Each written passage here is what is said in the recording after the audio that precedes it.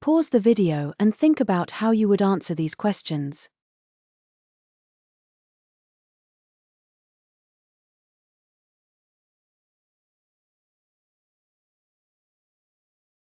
Starting from February 2009, the European Union has 23 official languages. The number of working languages may vary in different EU bodies. So, for example, the European Commission has 3 working languages, English, French and German, but also conducts multilingual activities for the purpose of public dissemination of information. The official journal of the EU publishes articles in 23 official languages of the EU, and documents of the European Parliament are completely multilingual. To maintain this multilingualism, the existence of a powerful apparatus of written and oral translation is necessary. The use of only one language in the bodies of the European Parliament would be more effective. The only real candidate for this is English. The popularity of English in multilingual Europe is constantly increasing, and this creates a dilemma. The existence of a common language is important for social integration, but at the same time it is a threat to European multilingualism. Therefore, it is important, but at the same time quite difficult to determine in what way the English language is conceptualized. The issues we consider are related to the role and status of English as one of the languages of multilingual Europe. The definition of Europe from a socio-political point of view as a certain union of society, and not just a geographical region, caused a revision of already formed ideas. Undoubtedly, this fact is clear in the economic field, where the concepts of free market and labor mobility are generally accepted. Individual plurilingualism will never correspond to social multilingualism, thus it will never contribute to the solution of the problem of finding means of communication within the limits of different strata of the linguistic and cultural societies of Europe. The reality is that the communicative role must be performed by language, and as the state of affairs shows, such a language is English. English in Europe has de facto become an extraterritorial lingua franca language. It has become a language that allows people to communicate regardless of their linguistic and social levels. With this understanding, although plurilingualism is often associated with interculturalism, it is the English language that often serves as a means of combining cultural characteristics and values, which would not be possible without a common language of communication. These connections are made by speakers of all levels in all sectors of society and in all spheres of life. The existence of a common language is important for economic globalization. Thanks to the internationalization of the economic systems of European countries, English is an integral part of the professional life of Europeans. A lot of multinational companies have chosen English as their main language, regardless of the presence of branches in English-speaking countries. Great influence of English in Europe is in the fields of mass media, the internet, advertising, popular youth culture and entertainment.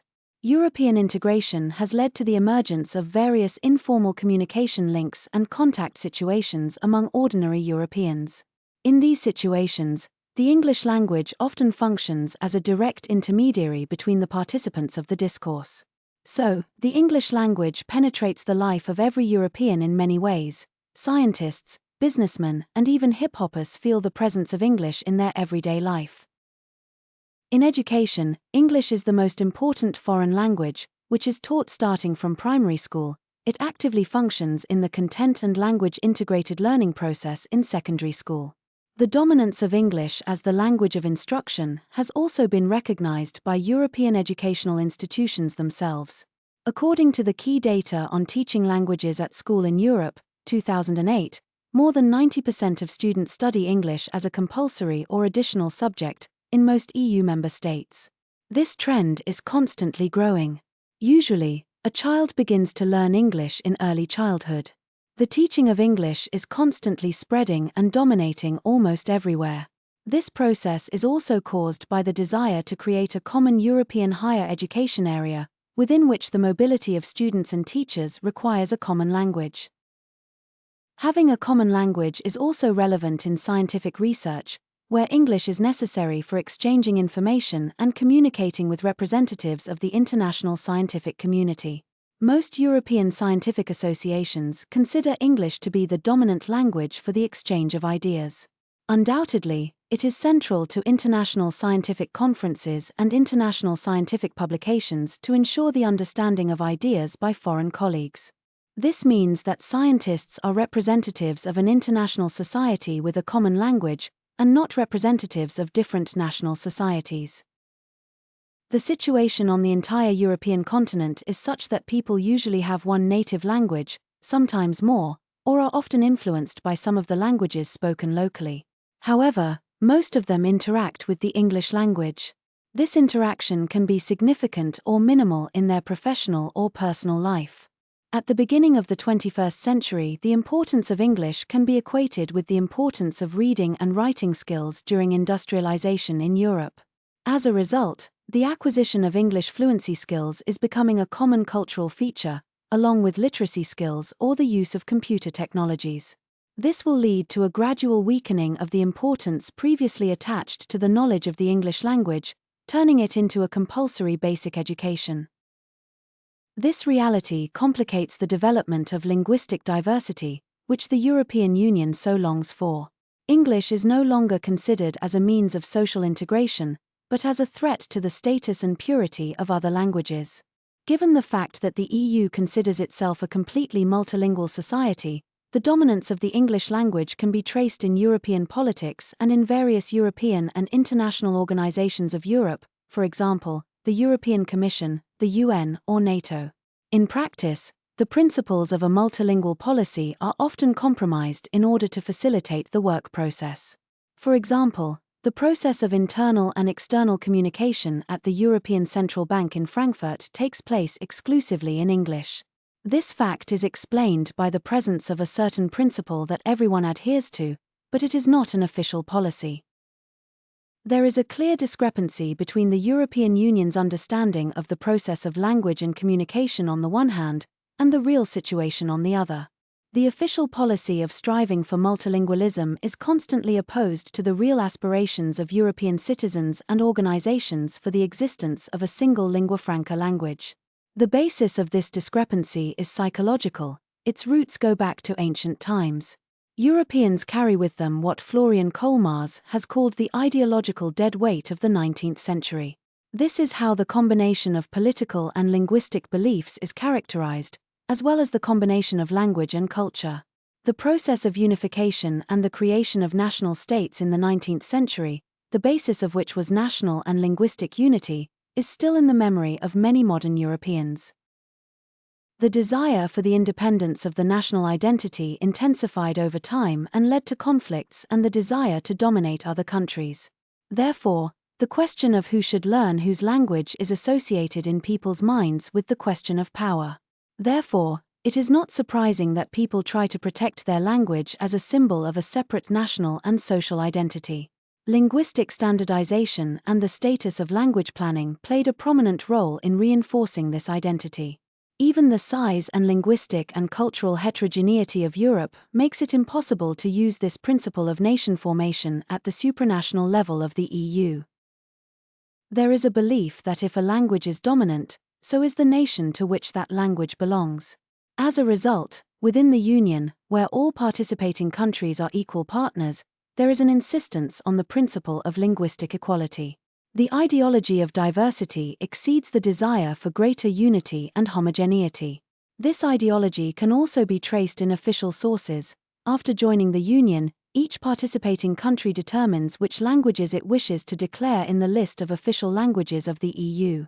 Therefore, the Union uses the languages determined by the national governments of the countries, and not the languages chosen by the Union itself. This suggests the EU's commitment to unity in diversity.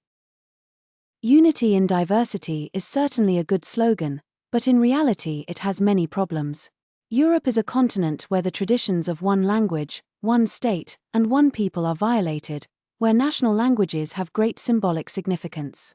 Forced, unrealistic, rhetorical support for a multilingual image of Europe, in which the idea of linguistic diversity exists as a mantra, contradicts reality, because linguistic diversity does not occupy high positions in the lists of priorities of the citizens themselves, who mainly choose English and several other influential languages.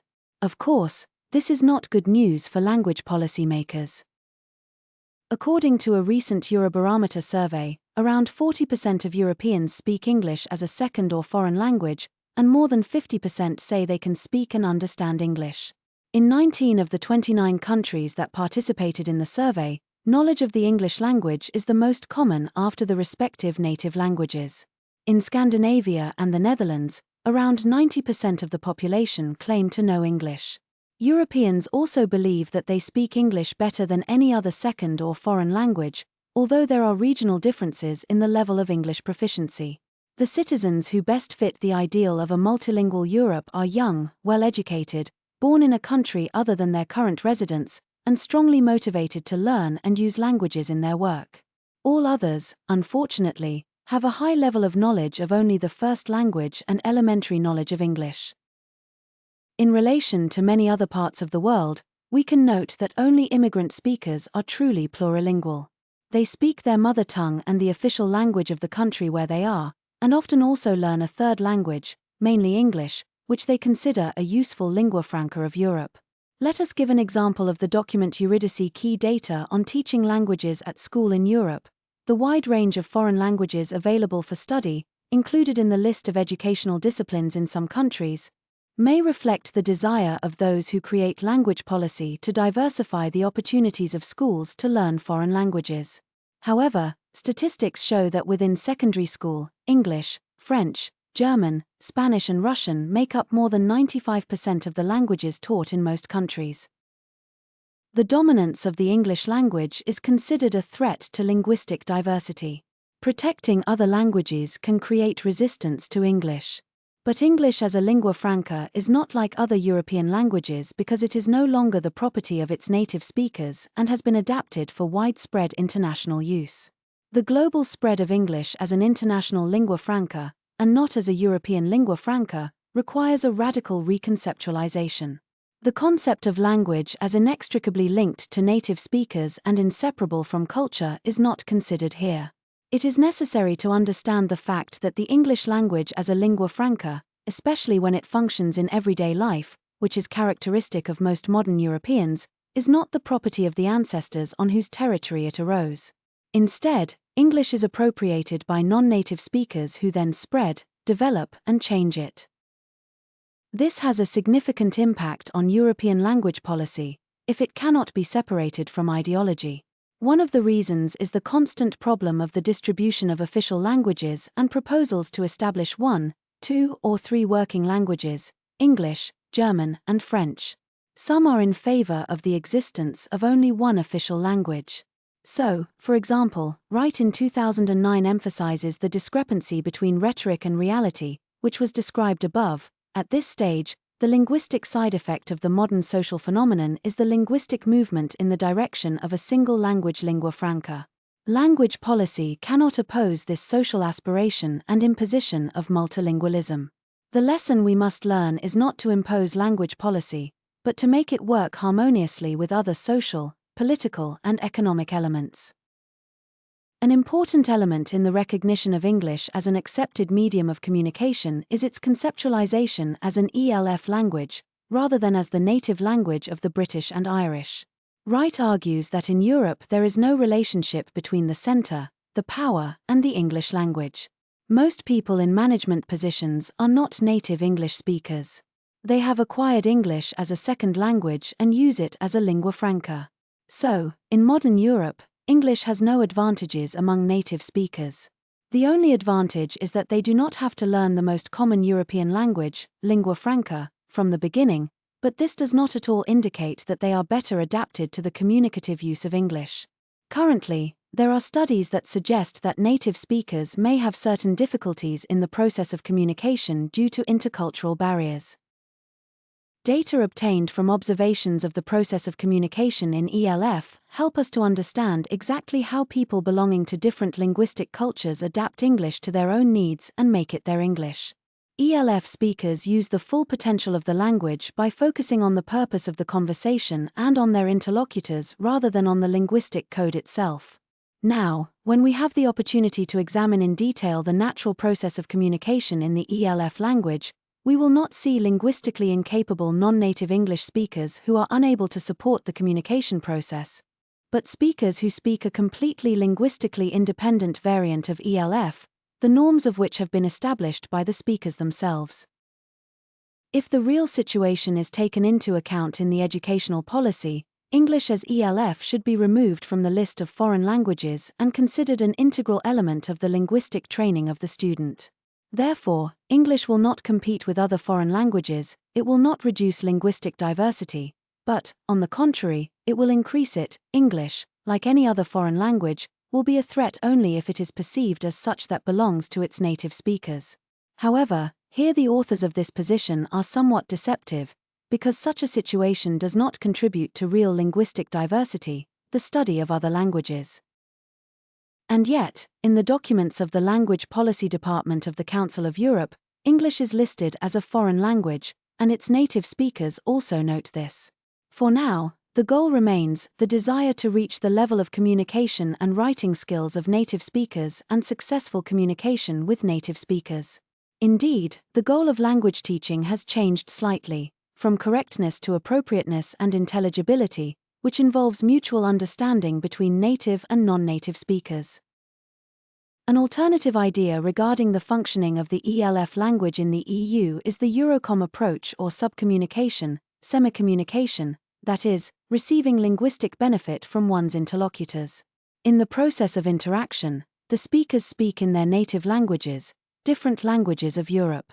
At the same time, each speaker speaks in his native language, relying on his receptive competence and the receptive competence of the interlocutor in order for the communication process to be successful.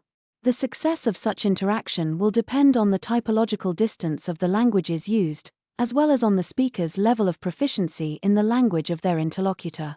At the same time, the option of using ELF as the best means of intercultural communication and the option of applying the Eurocom approach are not mutually exclusive. Pause the video and think about how you would answer these questions.